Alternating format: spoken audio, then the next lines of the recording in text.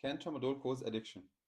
So tramadol is a painkiller in the second step of the ladder of the painkiller analgesic ladder classified by the WHO. It is pretty efficient in treating some kind of pains. It has also what we call a dual mechanism of action, two mechanism of actions. It's considered a weak opiate and it has an effect on the serotonin, like some antidepressants.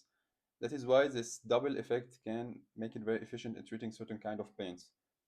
Tramadol needs always a prescription by your doctor, and you have to be aware if your doctor prescribed it after trying other pain medications that didn't work, or after having like an operation or a certain kind of intervention that needs a stronger painkiller, that there is a risk of dependency and tolerance, developing tolerance to it.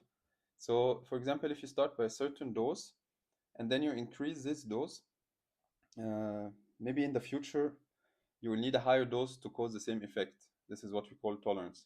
The same dose doesn't deliver the same effect that always did before. And there's also the risk, if you get used to it for like a long time, that when you stop it, you have strong withdrawal symptoms. And this is what we call dependency. And you have to be aware that there is always this risk with tramadol. And at the beginning, it was not very known, this risk. But now there are really many cases of lots of people who got unfortunately dependent on it and they showed really strong withdrawal symptoms when they stop it. So it's okay to take it, but you have to always be in contact with your doctor, especially when you need higher doses. You cannot just increase the dose alone, especially with tramadol.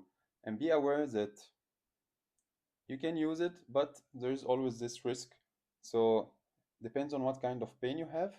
If it's a chronic pain, if it's a acute pain, be aware of this risk and try to not take it for too much time if possible. Thank you, and you can always ask me in the comments and I will answer your questions.